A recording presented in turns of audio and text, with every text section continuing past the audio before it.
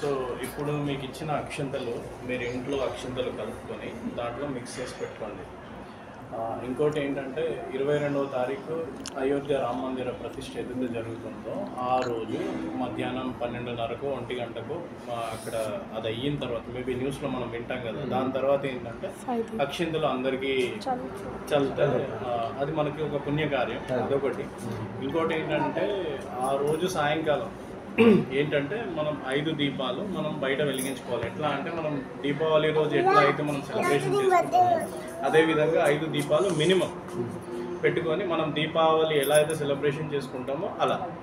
So దాంతోపాటు మీకు వీలుంటే రోజు 108 సార్లు శ్రీరామ జయ రామ జయ జయ రామ అని పఠించుకొని మనం అంటే ఈ ఫోటో ఉంది కదా పూజా రూమ్లో పెట్టుకోండి. ఇది పఠిస్తే మనకి ఒక పుణ్యఫలం 22 వరకు 22 ఈరోజు తీసుకున్నారు కాబట్టి అది పిల్లలకు కానీ పెద్దలకు కానీ మీకు తెలిసిన ఎవరికైనా కూడా అది మనం రోజువారీ మనకి అలవాటు అయిపోవాలి. ఇంకా అది మన కల్చర్ని మనమే.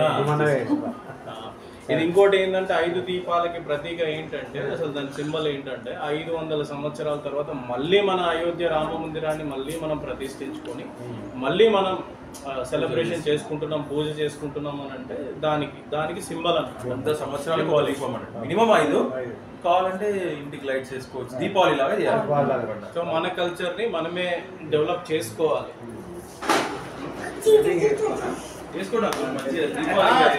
దీపావళి సంవత్సరానికి ఒకసారి వస్తుంది.